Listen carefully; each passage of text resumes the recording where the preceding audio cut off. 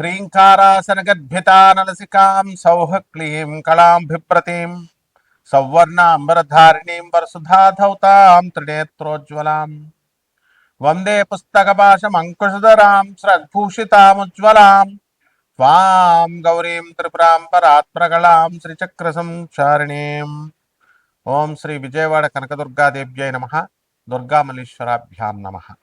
ఓం వసుదేవసుతం దేవం కంసచాణూరమర్దనం దేవకీ పరమానందం కృష్ణం వందే జగద్గురుం. ఓం శ్రీ రాధాకృష్ణాభ్యాం నమః.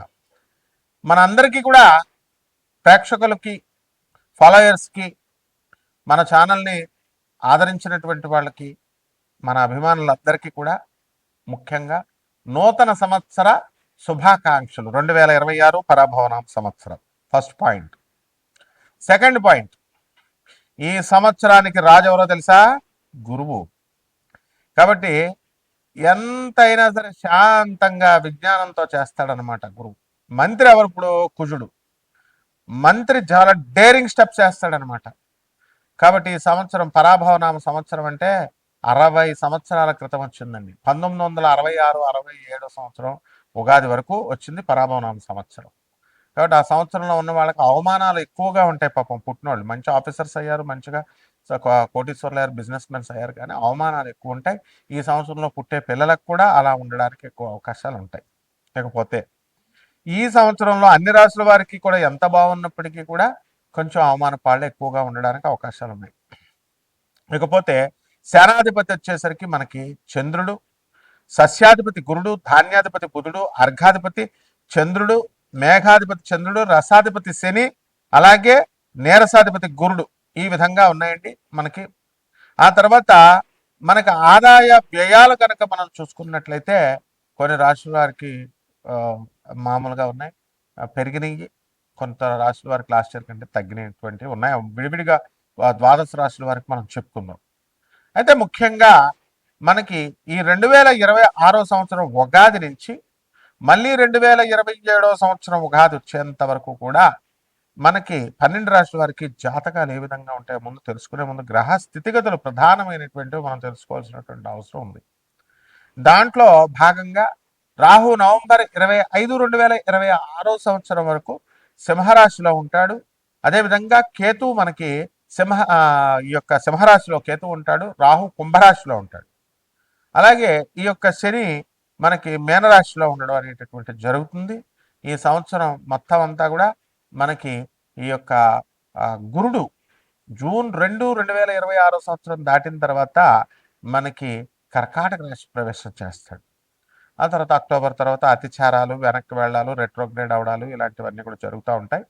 అయితే మిగతా గ్రహాల యొక్క చిన్న గ్రహాలు రవి, కుజ, శుక్ర, బుధ గ్రహాలన్నింటినీ, చంద్రుడిని, వీటిలన్నింటినీ మనం పరిగణలో తీసుకొని మనం ఈ యొక్క ఉగాది జాతకాలు మనం చెప్పబోతున్నాం. ఒక్కొక్క రాశి వారికి ఏ విధంగా ఉంటుందో మనం చూద్దాం. ముఖ్యంగా ఇవన్నీ కూడా కోటాను కోట్ల మంది కామన్ ప్లాట్ఫారం మీద చెప్పబడేటటువంటివి కాబట్టి స్కెలిటన్ ఐడియా 90% వరకు మీకు అప్లై అవుతాయి. అండ్ వ్యక్తిగత జాతకాలు అనేటటువంటివి చూడాలంటే మీ యొక్క డేట్ ఆఫ్ బర్త్లో ఇవన్నీ కూడా ఉండాల్సినటువంటి అవసరం ఉంది టైం. సో అటువంటి వాళ్ళు తప్పకుండా మీకు కావాల్సినటువంటి వాళ్ళు మనం సంప్రదించవచ్చు. మనం నాన్ కమర్షియల్ బేసిస్తో మనం చెప్పడం అనేటటువంటి జరుగుతుంది. బాగుంది అంతవరకు. ఇక 12 రాశుల వారికి ఒక్కొక్క రాశి వారికి ఏ విధంగా ఉందో ఈ సంవత్సరం అంతా కూడా ఉగాది నుంచి నెక్స్ట్ ఉగాది 2027 వరకు మనం చూద్దాం. తులారాశి. ఈ తులారాశి అందరికీ కూడా ఆదాయం 5, వ్యయం 14గా ఉంది. అలాగే రాజ్యపూజ్యం 6, అవమానం 3గా ఉంది. అండ్ విపరీతమైనటువంటి ఖర్చు ఉంటుంది తులారాశి వారికి. మీ ఆస్తి మీకే. మీ నాన్నలు చేసిన లపాకీ పనులు, లపాకీలను పెట్టుకొని వాళ్ళకి రాసి ఆస్తులన్నీ కూడా ఇచ్చేశారు.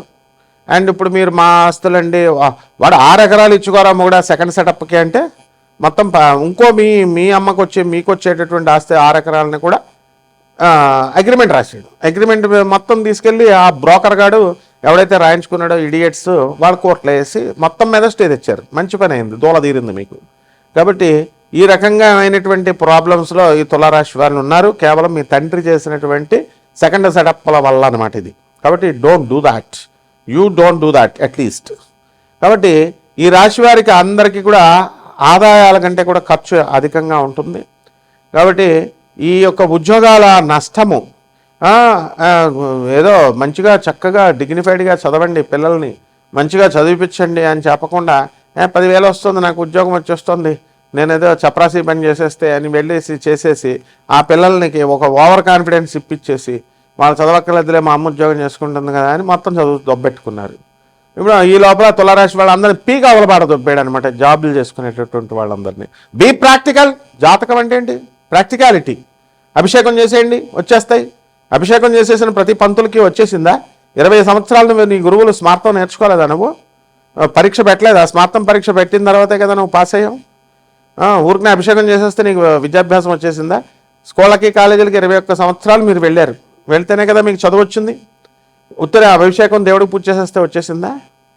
సో మీరు వచ్చి చెప్పలేరు సమాజాన్ని పునర్నిర్మాణం, నన్ను చేయనివ్వరు, అండ్ ఐ డోంట్ కేర్. కాబట్టి ఈ తులారాశి వారి రైతులందరూ కూడా కొంచెం లాసుల్లో ఉంటారు.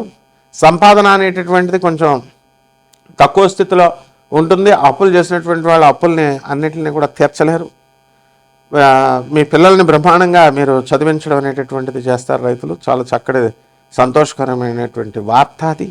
విదేశాలకు వెళ్ళాలనేటటువంటి ఆశ ఉండడం తప్పు కాదు. ట్రంప్ కూర్చున్నాడు, ఢీకోనండి ట్రంప్ని చేతనైతే.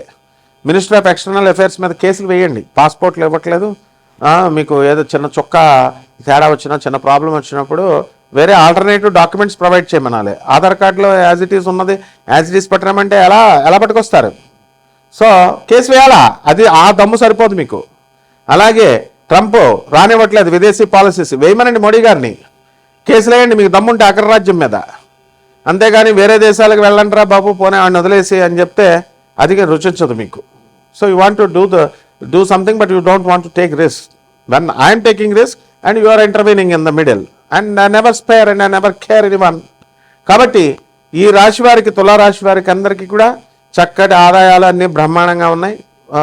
అన్నీ కూడా మీ కోర్టుల చుట్టూ తిరుగుతారు ఈ సంవత్సరం అంతా కూడా. రాజ్యస్థితిలో ఉన్నటువంటి ఈ యొక్క గురుగ్రహ ప్రభావం వలన డాంబికమైనటువంటి ఆచారాలు ఇవన్నీ కూడా వస్తాయి. బంధువులతో విందు వినోద కార్యక్రమాల్లో పాల్గొంటారు. గుళ్ళకెళ్తే మీకు అందరికీ కూడా మీకు కోరికలు తీరిపోతాయని చెప్పేటటువంటి ప్రవచనకారుల్ని అడగండి వెళ్ళి.